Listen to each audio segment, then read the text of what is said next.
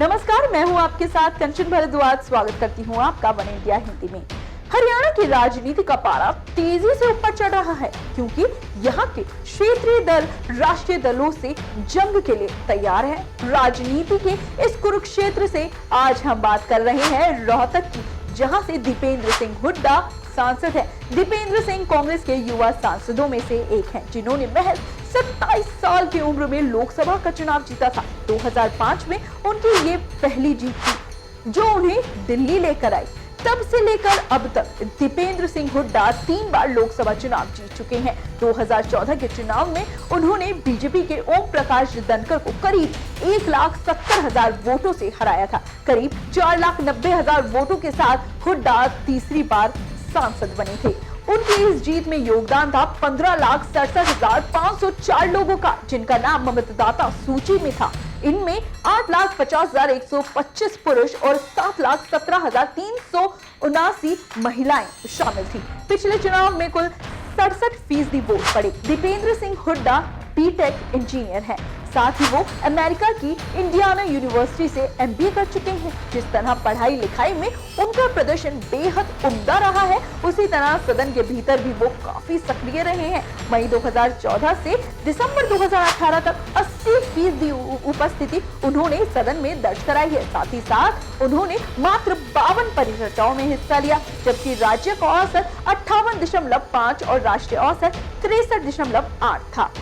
लोकसभा में प्रताप आंकड़ों के अनुसार इस अवधि में उन्होंने कुल 106 प्रश्न पूछे, जबकि हरियाणा के सभी सांसदों का कुल औसत 250 और राष्ट्रीय औसत 273 था। दीपेंद्र हुड्डा ने 3 प्राइवेट मेंबर बिल भी प्रस्तुत किए हैं। हुड्डा ने सदन में हरियाणा से जुड़े कई सवाल उठाए हैं, जिनमें हरियाणा को जोड़ने वाली सड़कों, रेलवे लाइनों और हवाई अड्डों से जुड़े सवाल प्रमुख रहे हैं। यही नहीं, उन्होंने बेरोजगारी, बिजली, पानी आदि से जुड़ी सभी समस्याएं पर सवाल भी उठाए हैं।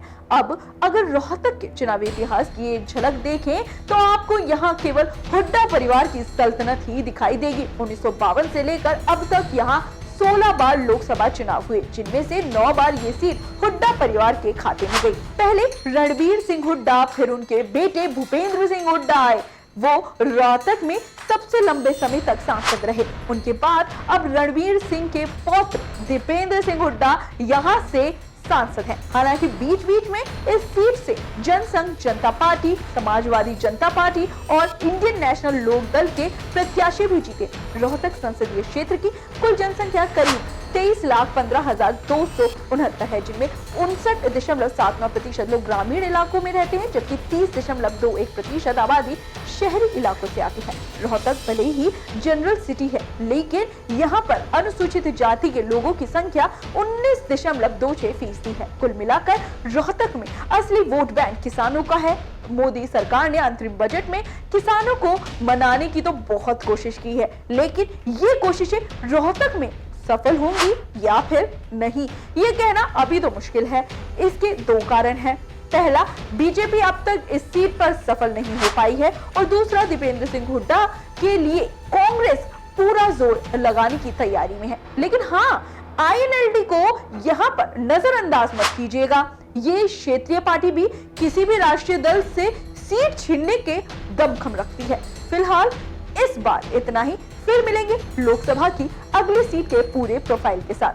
दीजिए मुझे इजाजत। नमस्कार।